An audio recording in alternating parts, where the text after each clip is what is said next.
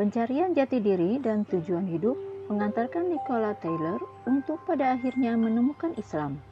Melewati berbagai pengalaman hidup, Nikola kemudian menemukan dan meyakini Islam sebagai agama dan tujuan hidup yang ia cari selama ini.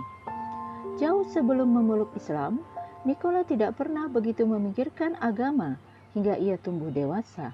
Keluarganya jarang ke gereja. Namun, mereka akan menggolongkan diri sebagai gereja Inggris jika mereka harus mengisi formulir apapun dan hanya sebatas itu. Ia mengaku hanya pergi ke gereja jika mereka diundang ke pernikahan, pemakaman, atau pembaptisan. Pada usia 18 tahun, ia meninggalkan rumah untuk menempuh pendidikan di universitas. Seperti kebanyakan mahasiswi umumnya, Nikola juga menikmati pengalaman hidup dan bersenang-senang. Saya percaya ada kekuatan yang lebih tinggi dan saya percaya sesuatu harus terjadi pada Anda ketika Anda mati. Tetapi saya tidak yakin apa, tulis Nikola. Selanjutnya Nikola meninggalkan kampusnya dan pindah ke London, di mana di sana ia tinggal selama 4 tahun. Di kota itu ia menikmati hidup yang dirasanya menyenangkan dan kerap bersenang-senang dengan teman-temannya di akhir pekan. Nikola bekerja dalam sepekan, lantas menjadikan aktivitas pergi ke pub dan klub di akhir pekan sebagai sebuah rutinitas. Saat itu ia kemudian menonton film The Passion of the Christ.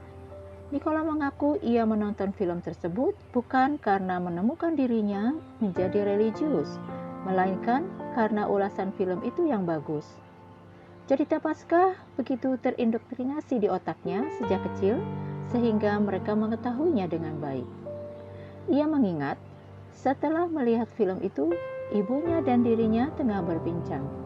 Nikola kemudian berkata, "Saya tidak percaya bahwa Yesus adalah anak Tuhan.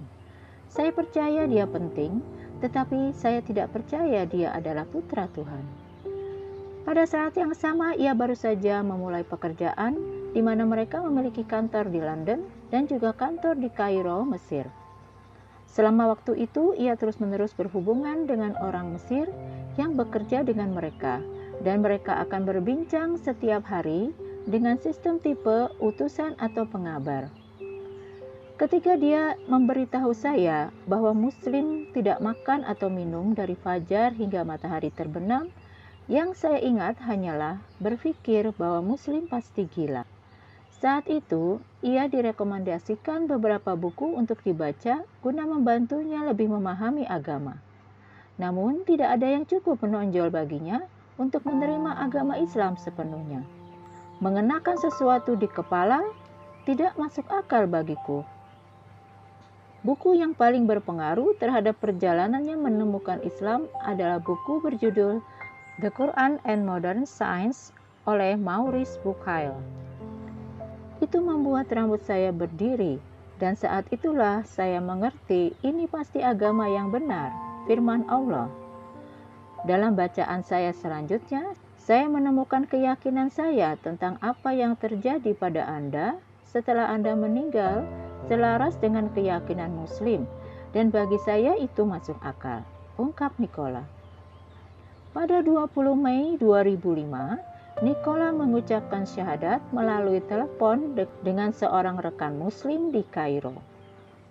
Hidup sebagai seorang mu'alaf mendorong Nikola belajar sendiri bagaimana beribadah atau sholat. Meskipun ia tidak bisa menyelesaikan puasanya sepenuhnya karena sendirian dan tidak begitu memahami konsep Ramadan. Lebih dari setahun setelah menerima Islam, Nikola menikah dengan salah satu rekannya yang ia temui di Kairo.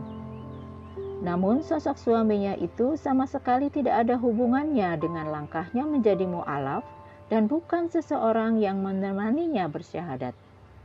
Nikola juga merasa bersyukur lantaran keluarga dari pihak suami begitu merangkulnya dan benar-benar menunjukkan karakteristik sebenarnya tentang bagaimana Muslim harus bersikap satu sama lain.